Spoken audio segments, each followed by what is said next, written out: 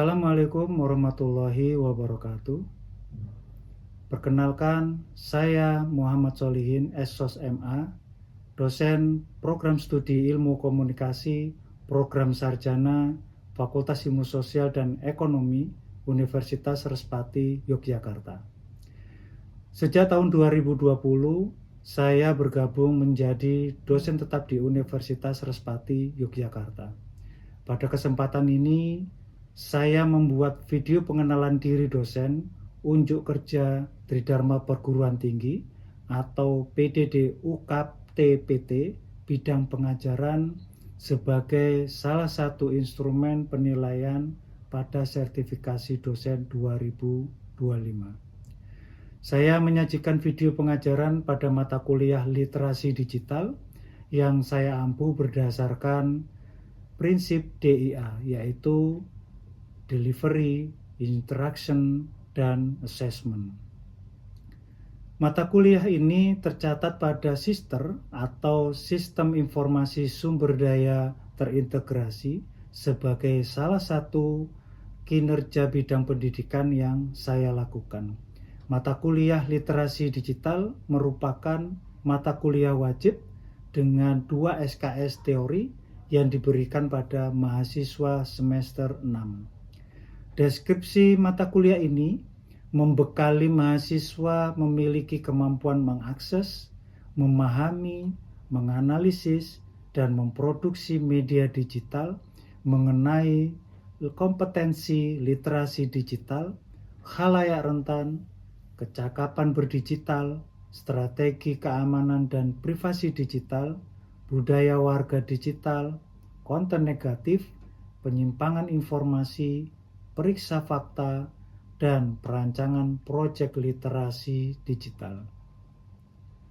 Adapun capaian pembelajaran lulusan atau CPL yang dibebankan pada mata kuliah ini sesuai dengan Curriculum Outcome Based Education atau OBE yang harus dikuasai oleh mahasiswa meliputi 4 komponen utama antara lain CPL sikap, CPL pengetahuan, CPL keterampilan umum, dan CPL keterampilan khusus. Pertama, CPL sikap, yaitu berkontribusi dalam peningkatan mutu kehidupan bermasyarakat, berbangsa, bernegara, dan kemajuan peradaban berdasarkan Pancasila. Kedua, CPL pengetahuan, yaitu berpikir tingkat tinggi, high order thinking skills atau HOTS, misalnya komunikasi, kolaborasi, berpikir kritis, kreatif, logika komputasi, welas asih, dan tanggung jawab kewarganegaraan.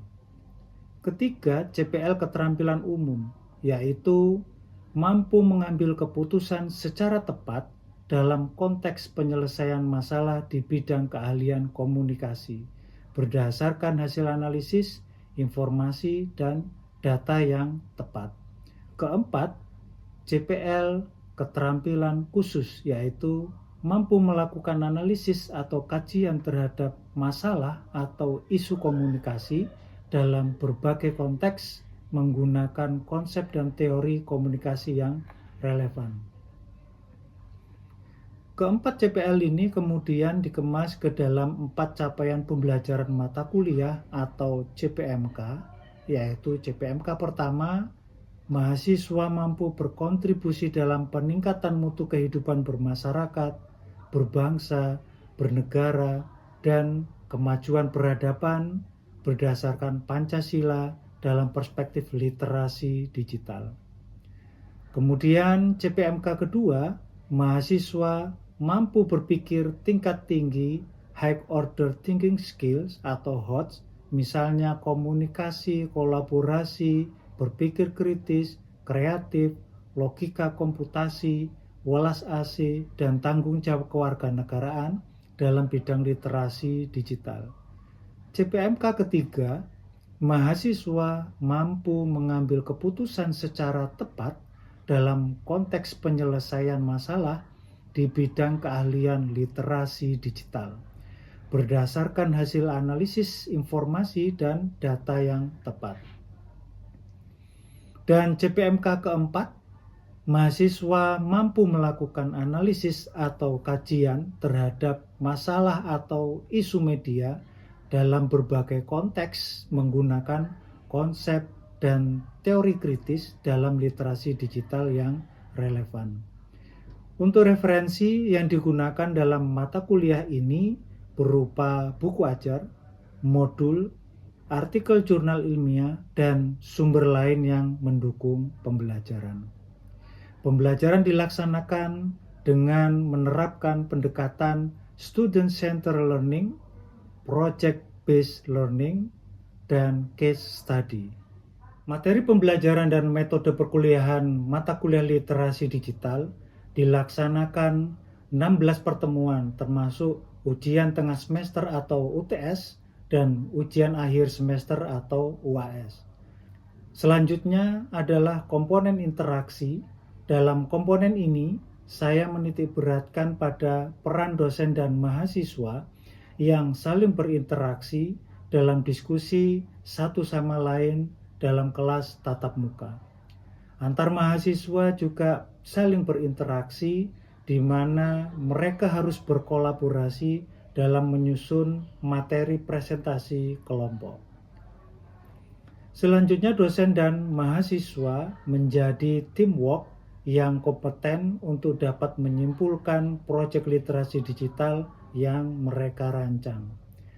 Berikutnya saya jelaskan komponen asesmen penilaian mahasiswa dinilai dari 4 komponen utama, antara lain kuis dengan bobot 10%, tugas dengan bobot 50%, ujian tengah semester dengan bobot 20%, dan ujian akhir semester dengan bobot 20%. Berikutnya, saya akan menyajikan video pembelajaran tatap muka di kelas pada salah satu pertemuan mata kuliah literasi digital. Selamat menyaksikan. Assalamualaikum warahmatullahi wabarakatuh. Waalaikumsalam warahmatullahi wabarakatuh. Selamat siang.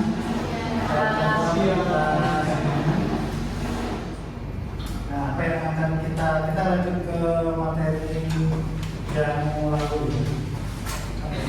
Nah, di pertemuan minggu yang lalu teman-teman sudah membahas dengan presentasi kelompok. Kelompoknya siapa kemarin? Bisa. Hah? Bisa kak. Terus? Iya. Ika. Ika terus apa lagi? Bisa saya Apa sama Sarah.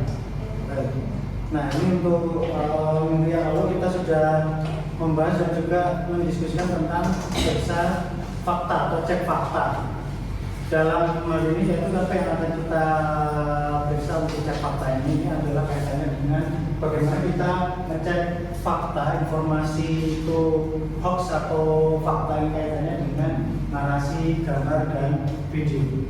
Apa yang sudah teman-teman dapatkan minggu yang lalu terkait dengan cek fakta? Situs Gimana mungkin? situs untuk cek fakta cek.com, cek fakta Siklus cek fakta, situs cek fakta, cekfakta.com, terus Kompas TV, saluran Kompas TV. saluran Kompas, oke. Anybody else? Ada lagi? Mavindo, oke. Ada lagi? Gimana sih?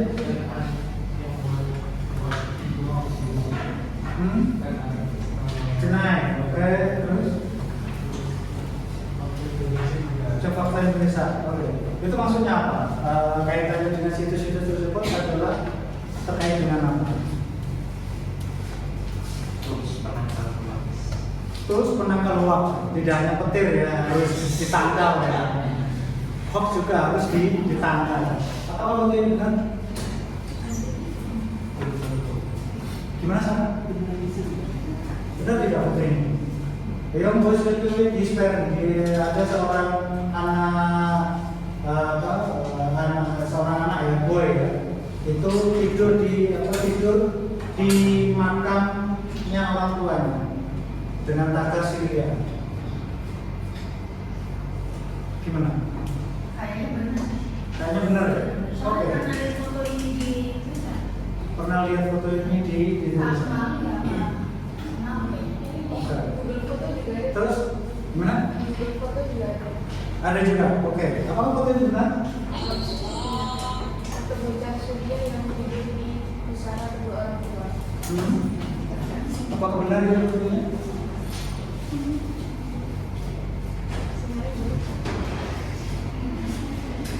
Yang lain? Apakah foto ini benar? Oh tidak benar sama tidak benar. Tidak benar. Soalnya ini dibuat untuk tujuan kampanye. Oke. Bukan isu dia. Bagaimana cara Anda membuktikan bahwa ini foto ini tidak benar? Kayak bikin foto kan, misalnya udah berita. Oke. Dapat kan terus di beritanya ada tulisan kalau dicek fakta misalnya Oke. tidak benar. Artinya untuk membuktikan foto ini benar atau tidak, berarti kita harus periksa fotonya.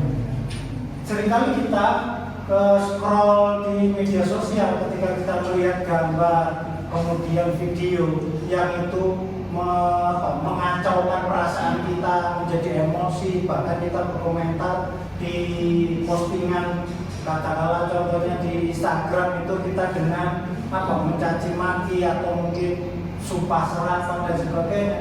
Ini kaitannya dengan apa? Karena era sekarang ini adalah era post-truth yang banyak menampakkan informasi yang tidak benar, tidak sesuai dengan faktanya. Kita lebih percaya pada pandangan mata kita daripada kita mengecek faktanya apakah itu benar atau tidak. Sehingga dari era post-truth ini terjadi kekacauan informasi atau disorder informasi atau penyimpangan informasi. Yang di sini ada misinformasi, disinformasi dan malinformasi. Misinformasi sebagaimana dikatakan oleh Trisani itu adalah informasinya itu salah. Terus yang menyebarkannya itu apa? Meyakini kalau informasi itu benar. Kenapa kok bisa begitu? Karena yang menyebarkannya itu tidak tahu itu informasi benar atau salah. Yang dia tahu adalah sesuai dengan emosinya dia. Kalau katakanlah itu videonya itu adalah yang dia lihat itu terkait dengan daerahnya atau rasnya, katakanlah yang itu ada konflik sehingga memunculkan emosinya dia, dan tanpa dia menyaring apakah itu informasi itu benar atau salah, hoax atau fakta, dia langsung menyebarkan dan dia meyakini apa yang disebarkan itu adalah fakta benar. Nah, ini disebut misinformasi. Yang menyebarkannya tidak tahu kalau itu salah. Sementara kalau disinformasi, apa itu? Kalau disinformasi itu cuma informasi salah, tetapi tujuannya itu lebih ke disengajaan. Oke. Untuk tujuannya itu untuk kejahatan. Oke. Jadi disinformasi ini adalah tahu kalau informasi itu salah, dan yang menyebarkannya itu adalah sengaja, memang sengaja. Kenapa kok tidak sengaja untuk menyebarkannya? Ada berbagai faktor.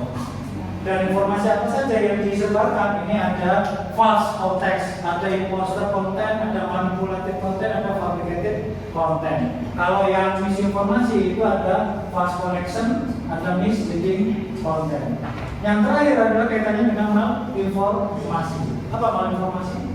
Informasinya itu benar, penjelasan tidak jelas itu memberikan atau memanipulasikan informasi. Oke, informasinya benar. Informasinya sesuai dengan fakta. Tetapi data atau informasi yang benar itu dimanfaatkan untuk apa?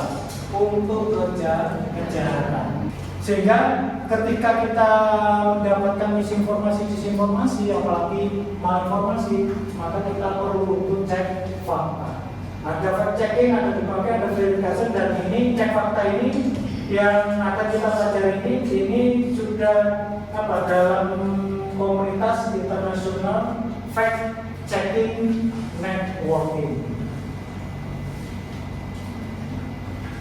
Bagaimana kita mampu mengetahui apakah informasi yang kita lihat, yang kita dengar, yang kita baca, yang itu mengandung kebenaran atau hoax?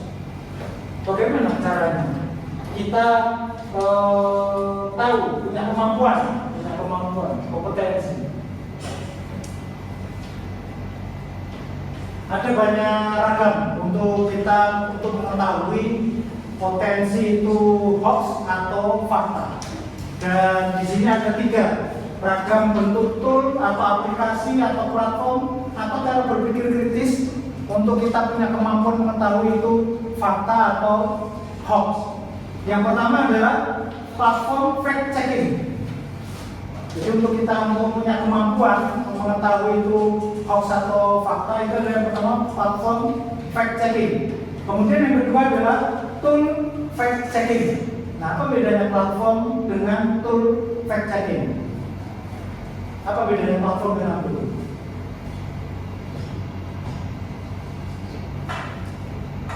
Apa? Bedanya apa? Kemudian yang ketiga adalah cara kita berpikir kritis dengan cara mengenali informasi tanpa tools. Jadi kita mengenali informasi tanpa tool itu juga bisa. Karena itu apa? Yang ketiga ini kita akan tahu bagaimana caranya untuk itu kita lihat foto, video itu hoax atau fakta tanpa dengan tool. Yang pertama kita bahas platform fact checking. Apa saja platform fact checking ini? Platform fact checking yang bisa kita gunakan untuk cek fakta itu adalah pertama adalah Google Fact Check Explorer Tool. Kemudian yang kedua adalah Snopes. Yang ketiga factcheck.org dan yang keempat adalah PolitiFact. Ini adalah platform fact checking. Google Fact kita sudah tahu ya, Google website Google itu sudah ada Google Fact-nya. Dan kita bisa cari tahu apakah informasi itu fakta atau hoax itu dengan kita mengetikkan link Google Fact Checking ini. Nanti kita praktekkan. Kemudian yang kedua adalah Snopes ini juga sama terkait dengan platform fact checking, fact check dan PolitiFact. Kemudian untuk cek fakta yang dikembangkan oleh media di luar negeri, nah yang pertemuan yang minggu lalu yang Anda tanyakan bagaimana dengan cek fakta dari luar negeri. Kalau yang dipresentasikan oleh kelompok kemarin kan banyak di nasional, meskipun ada juga yang di TNI itu juga internasional. Tapi untuk media-media luar negeri bagaimana? Yang pertama bisa kita cek BBC Reality Check, bbc.com News Reality Check. Ini cek fakta yang dikembangkan oleh media di luar negeri. Ada juga The Washington Post Fact Checker, washingtonpost.com news@fact.checker. Ada AFP Fact Check. Di sini www.afp ya, ini dotnya kurang. Ini untuk apa? Untuk ngecek dari media beritanya AFP, Associated French Press, kantor berita Prancis. Kemudian yang keempat adalah ada Fact Checker by Conversation. Ini media Conversation. Ada juga Conversation yang via Indonesia ya. Ini yang dikembangkan oleh media luar negeri. Sementara platform fact checkingnya di Indonesia itu ada juga banyak. Ada chatbot Kalimat Sada dan Liputan 6 cek fakta. Chatbot Kalimat Sada ini ada WA-nya. Kita simpan WA-nya, terus kemudian kita send teks terkait dengan informasi apa, nanti bot dari WA Kalimat Sada ini nanti akan menginformasikan apakah yang kita share itu fakta atau hoax. Kemudian ada liputan 6 cek fakta. Ini nomornya sama halnya dengan Kalimat Sada, nanti itu berupa WA, chatbook. Kemudian ada aplikasi Hoax Buster Tool, HBT melalui Play Store. Nah ini harus diinstal. Ini aplikasi yang harus diinstal. Dan ada juga media penyedia fact checking dan itu sudah bersertifikat IFCN, International Fact Checking Network.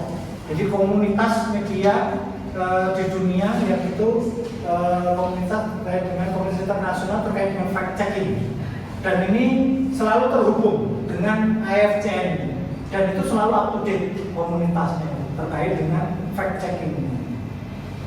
Di sini ada Tempo, ada Liputan, Mavindo, Suara.com, ada Tirto, ada Kompas. Mungkin ada lagi media nasional yang belum, kira-kira ada? Saya rasa mungkin ini ya, ada ya ini ya, terkait dengan platform fact checking di Indonesia. Sementara kalau untuk tool fact checkingnya itu adalah kita bisa menggunakan Google, mesin pencari Google Search, kita bisa menggunakan Google Reverse Image, kita bisa menggunakan Google Maps, kita bisa menggunakan About This Image. Ada juga tool fact checkingnya itu adalah Yandex. Ada juga Infit untuk verifikasi video, apakah video itu hoax atau fakta. Nah, ini kita bisa cek, periksa cek fact-nya dengan Infit ini. Atau Reverse Image Search TinEye, ini biasanya untuk periksa cek image atau gambar.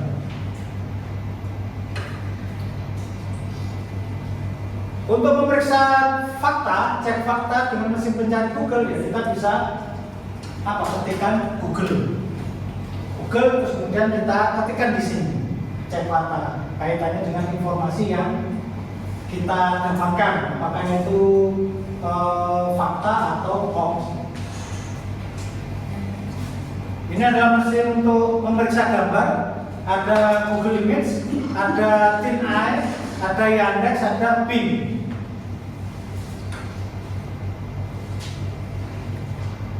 Ini untuk Infit memeriksa video. Nah ini kita bisa googling Infit, terus kemudian nanti akan muncul websitenya. Ini untuk memeriksa video, apakah video itu hoax atau yang paling banyak di postingan media sosial itu adalah video terkait dengan informasi hoax.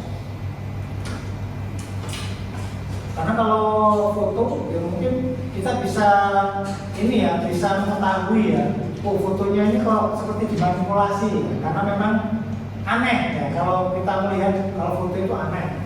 Tapi kalau video ya ini harus kita cek dengan Infit itu. Bagaimana kalau kita tidak menggunakan platform Samantul atau kita mengandalkan berpikir kritis kita bisa menggunakan dengan cara mengenali misinformasi dan hoax itu, mengenali itu informasi hoax itu dengan cara apa? Dengan cara kita memperhatikan. Jadi ini kita mengenalinya tanpa tool. Caranya yang pertama adalah kita periksa apakah foto dan video, kita periksa foto dan video yang disematkan. Apakah ketika kita melihat ini ada keganjilan atau tidak? Kita periksa dulu. Terus kemudian kita teliti sumber aslinya. Foto, video atau narasi atau teks yang itu kita cek dulu. Ini dari mana sumbernya? Sumber aslinya dari mana? Kemudian bandingkan dengan sumber lain. Ketika kita sudah mencari sumbernya, kemudian kita bandingkan dengan sumber lain. Apakah ini fakta atau tidak? Kemudian juga kita mengenali misinformasi itu adalah perhatikan URL-nya. Apakah URL-nya itu http www.ttt itu apakah .com atau nggak jelas? Kemudian juga pastikan judul dan isinya berhubungan. Apakah narasi yang diinformasikan itu judulnya itu nyambung tidak dengan isinya? Nah, untuk tips mengenal atau memverifikasi sumber berbasis akun media sosial, maka kita bisa cek verification page. Ada page-nya enggak? Ada verifikasi tidak? Kalau di Instagram, di Facebook itu ada verifikasi page-nya atau tanda centang biru. Ada cak? Oke. Betul juga. Oh ini baik. Itu yang terbaru itu. Terus kemudian juga kita cek juga sosial media handle-nya, username-nya, bukan display name-nya ya. Tapi yang kita cek adalah username-nya, sosial media handle. Ini kita caranya untuk mengenali sumber untuk memverifikasi apakah informasi yang disebarkan itu sumbernya valid atau tidak. Mungkin di sini sebelum saya lanjutkan, ada yang mau diskusi? Baik teman-teman, jika tidak ada yang kita diskusikan lagi, saya rasa cukup untuk pertemuan kita di pertemuan hari ini, dan mudah-mudahan kelas literasi digital ini bermanfaat untuk kita semuanya. Saya akhiri, Assalamualaikum warahmatullahi wabarakatuh.